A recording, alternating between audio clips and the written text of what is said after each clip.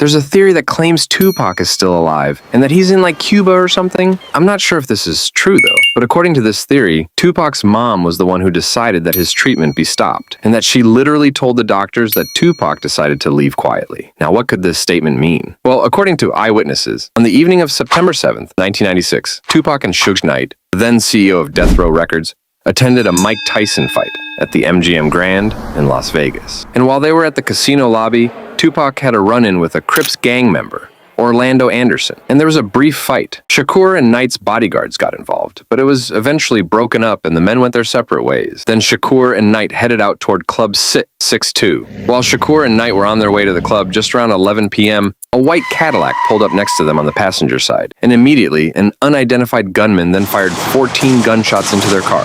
Shakur was hit 4 times, twice in the chest, once in the arm, and once in the thigh, with one bullet puncturing his right lung. Suge Knight was injured by a bullet fragment that scraped his head, but otherwise he walked away unscathed.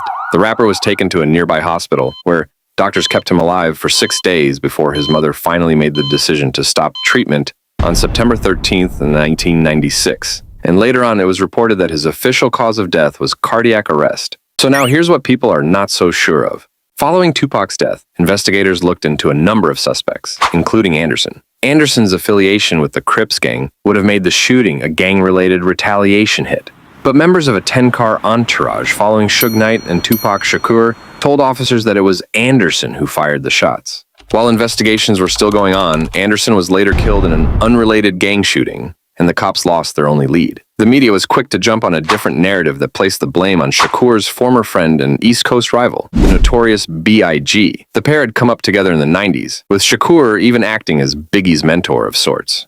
Things eventually went south in the middle of the decade when the two rappers got into an epic coast rap rivalry. Feud was believed to have been sparked by Biggie's 1994 song titled Who Shot Ya? The possible diss track is said to be about Shakur getting shot and robbed in New York City. 2 years later, in 1996, Tupac released a song called Hit 'Em Up, where Tupac claims he had an affair with Biggie's wife, Faith Evans. Evans denied this claim. Then, in 1996, Evans later told MTV News that Biggie was afraid people would believe he was responsible for Tupac's death and feared retaliation.